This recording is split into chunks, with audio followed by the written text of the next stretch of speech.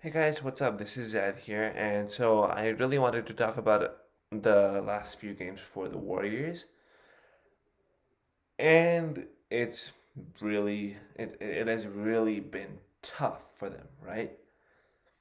Not a lot going offensively, defensively, they're not communicating. The elementary school mistakes that they're making, it really just compounds at the end, right?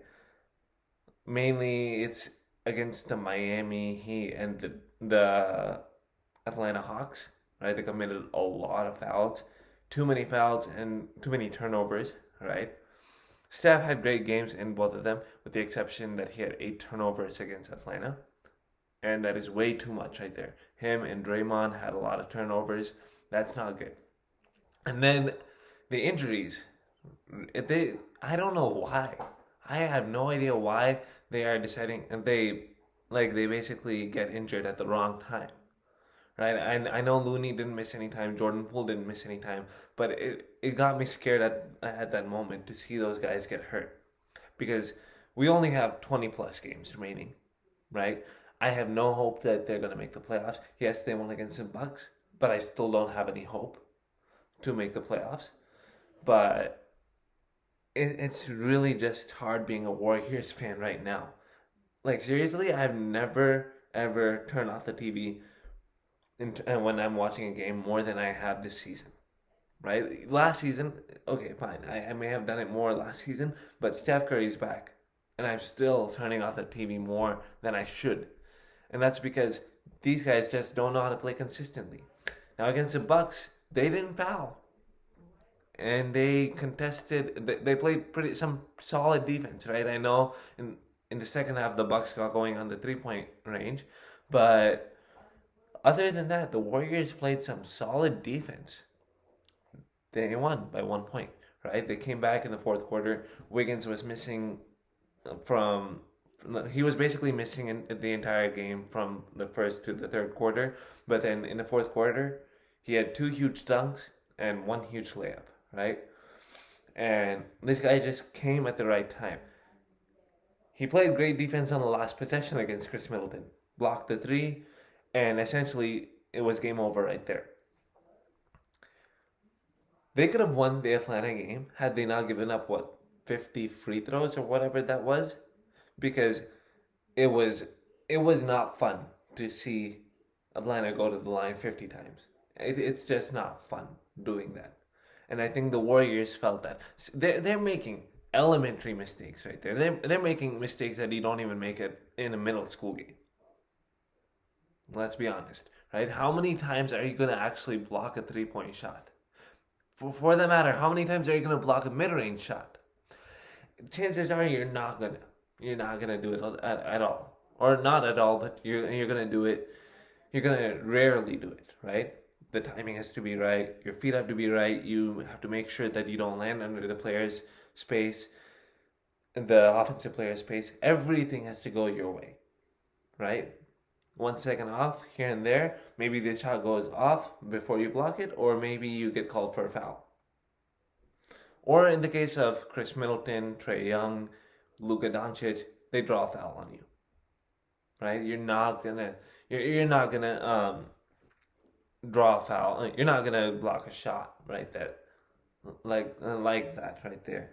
Um, Steph, I think he should be getting more calls. It is sickening to see how many times he gets grabbed in the lane while going for layups. Many of them should be and ones, right? And then when against the Bucks, I remember that Steph made a three over Brook Lopez, and Brook Lopez was running towards him, and by the definition of a shooting foul, of a 3 point shooting foul, Brook Lopez hit his arm, right?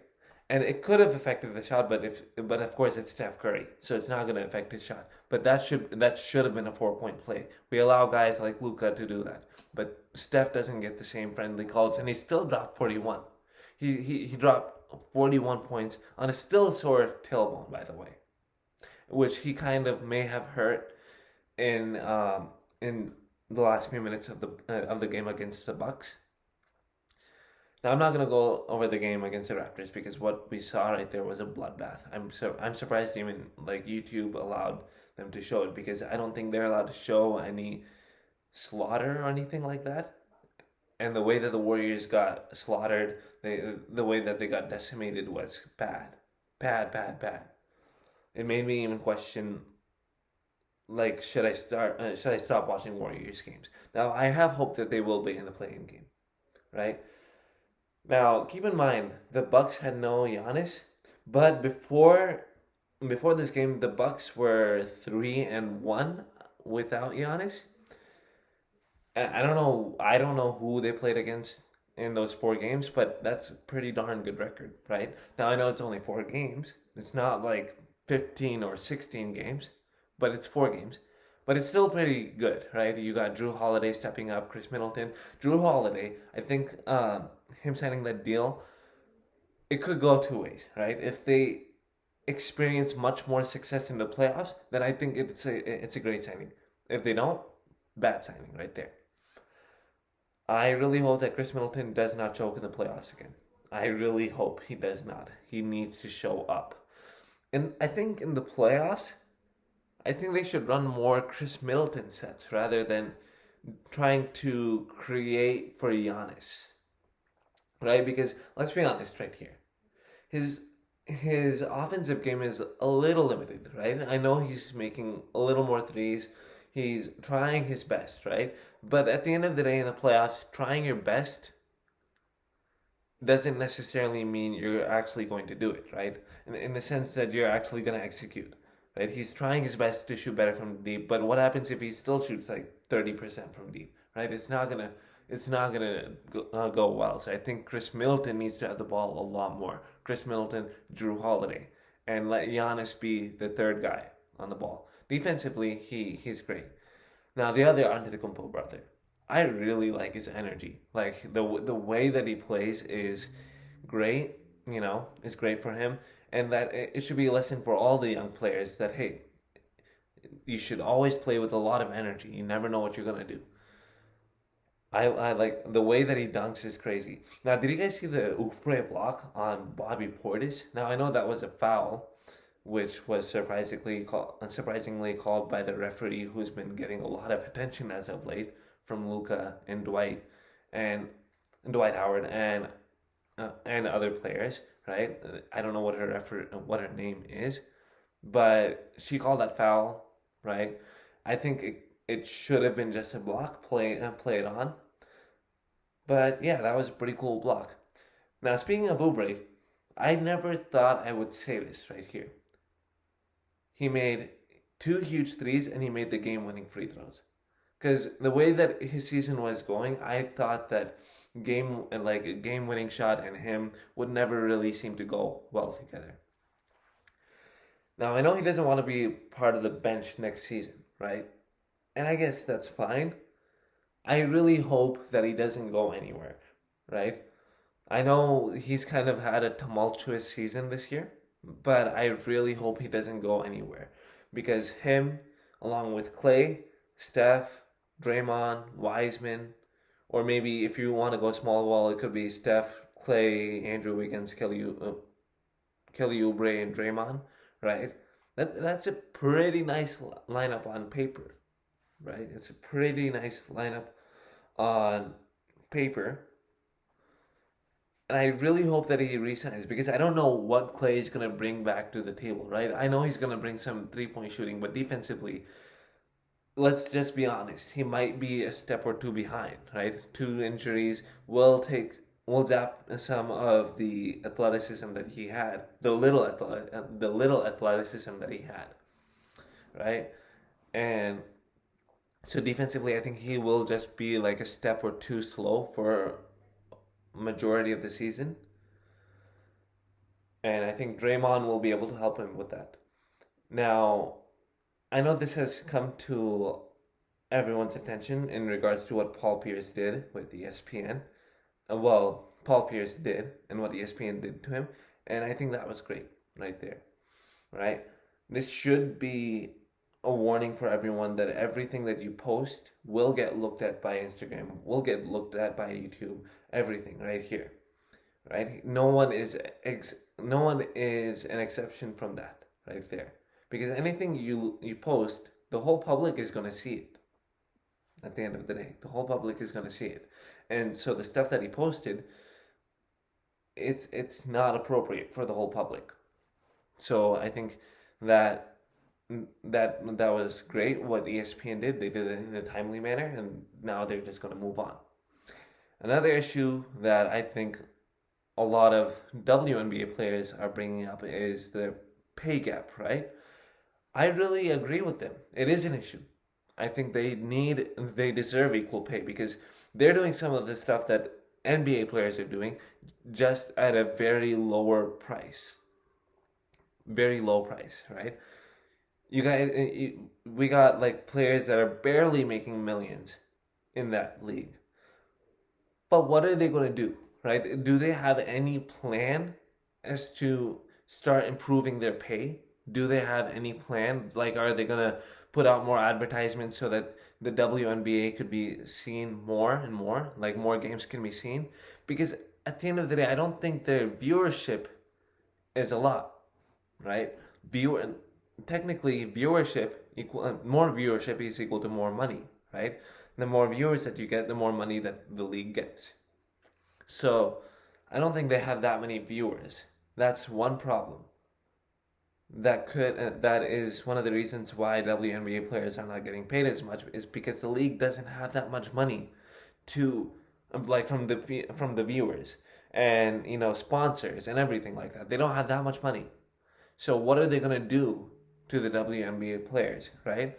They're not just gonna go out of their way to give everyone money, right? They're not gonna do that because they're gonna go bankrupt, right? We said that, or no, the NBA said that. They lost a lot of money during the bubble, right? The NBA, but they still had more viewers than what the WNBA has.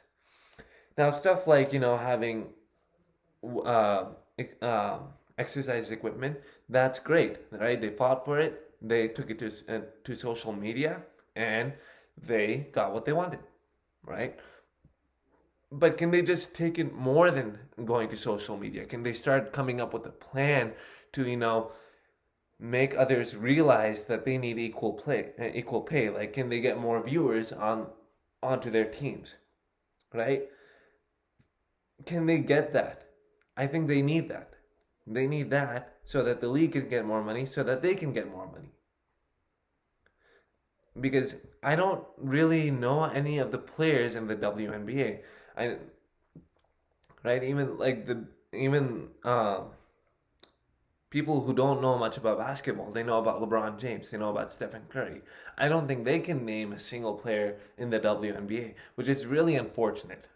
Right? I understand what their problems are, but they need a plan to come up with it. I think that's what Draymond was trying to say in his own way in the interview, post game, after, was it the Hawks game or something? I'm not sure, but he, in his own terms, was trying to say that they need a plan to come up with that.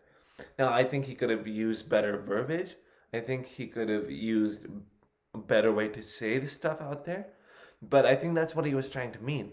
That is what he was trying to mean. That they need to come up with a plan rather than just go out to social media and say that, oh, we need more pay. They need a plan to get that pay, right? And that's all that I have. Oh, wait, no, there is one thing right here. So this isn't really in regards to basketball itself, it's rather the term law of averages. Now, I know a lot of you may not have heard of that term or don't know what that term means, and so let me explain it to you using an example. So take Stephen Curry, right? He's shooting 48% from the field, he's averaging nearly 30 points a game, and he's shooting nearly 40% from three. So he goes on a 10-game streak where he's averaging 19 points a game on 30% shooting from the field and 25% from three. Then the next 10 or so games, he's going to shoot 60% from the field and 50% from three, and he's going to average 40 points a game, and those averages will balance out to what his current averages are, which are about 30 points a game on 48% shooting, right? It will always kind of balance out. Now, I don't know what the mathematical reason behind why the law of averages doesn't exist is, but I think it does exist to some extent. So let me take Jordan Poole for example, right? So ever since Steph sat out, the first few games, Jordan Poole has been doing good to his to above his own standards, right? I don't know what he was averaging um, before Steph got injured, but I think it was averaging something around like 6 or 7 points. But here's what ended up happening: he got a lot of shots, right, which kind of rose his confidence, and that has a lot of impact on your shooting, right? Your confidence, your capability, right? You're like, oh, my team is trusting me now with more shots. And so he went on the high side of things, right? He started getting more shots. But then as time went on, I think he felt the shooting fatigue, right? He's not used to taking 20 shots. He's rather used to taking 8 shots, 9 shots, 10 shots. So that's what eventually happened to him in games like Philadelphia, Sacramento, right? The shooting fatigue caught up to him. And so his percentages started being dragged down to what it was for the whole season. So I think it is it is a thing that exists. For, that's one of the reasons why I believe, but I would love to hear the mathematical reason behind why it doesn't really exist. If you like this video, go ahead and click the like button, share my videos with others, subscribe to my channel. Please subscribe to my channel and comment down your beliefs and views about this. Until then, I'll see you next time.